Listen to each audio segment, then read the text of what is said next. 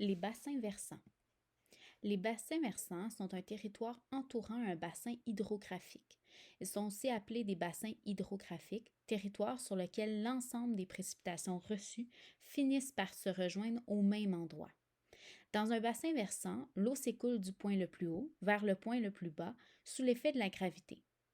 Une ligne de crête constitue la frontière entre deux bassins versants.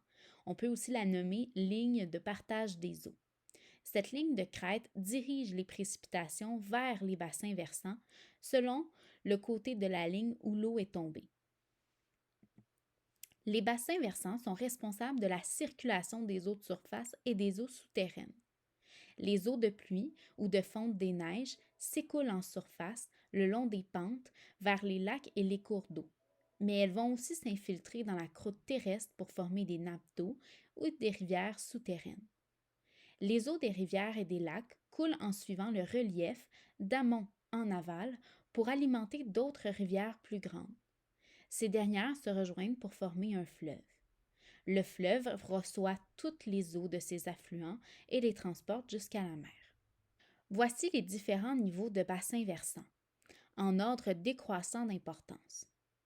Il y a les bassins versants océanographiques. À l'échelle planétaire, ils recueillent l'eau de tous les fleuves qui se jettent dans le même océan. Il y a aussi les bassins fluviaux. À l'échelle continentale, ils correspondent au réseau hydrographique des fleuves. Les bassins versants secondaires, à l'échelle régionale, sont de plus petite taille et correspondent aux différents affluents comme les rivières et les lacs situés en amont. Finalement, il y a aussi les bassins versants locaux, qui sont des divisions de bassins secondaires et qui correspondent à chaque affluent d'une rivière. Voici une carte des principaux bassins versants au Canada. Il existe 4 principaux bassins versants, répartis selon les différentes couleurs. Il y a un bassin versant à l'est, un bassin versant à l'ouest, un au nord et un dans le centre du Canada. Les cours d'eau contiennent différents matériaux et sédiments, comme le sable, l'argile, le gravier, les galets, etc., qui sont de différentes tailles, qu'ils transportent et déposent en aval. Le delta est l'accumulation d'importants dépôts de sédiments à l'embouchure d'un fleuve qui divise le cours d'eau en plusieurs branches. La géographie des deltas change constamment à cause de l'érosion, de la sédimentation et des différents cours d'eau. Un estuaire est une large embouchure à la jonction d'un fleuve et d'un océan.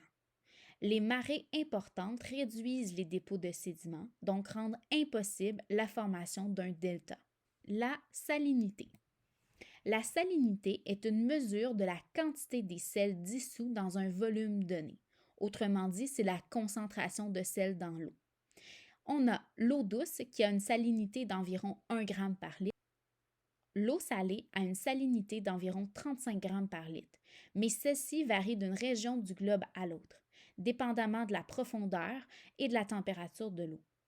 Tous ces sels minéraux proviennent de l'érosion des roches produite par l'eau de ruissellement et les eaux souterraines qui s'accumulent dans les bassins versants. L'eau saumâtre est un mélange d'eau douce et d'eau salée. Sa concentration peut varier entre 1 g par litre et 10 g par litre. On la retrouve à l'embouchure des fleuves, dans les deltas et dans les estuaires. La salinité influence grandement la masse volumique de l'eau. Plus la salinité est élevée, plus l'eau sera dense et plus elle aura tendance à plonger en profondeur. Moins la salinité est élevée, moins l'eau sera dense et elle aura tendance à remonter vers la surface.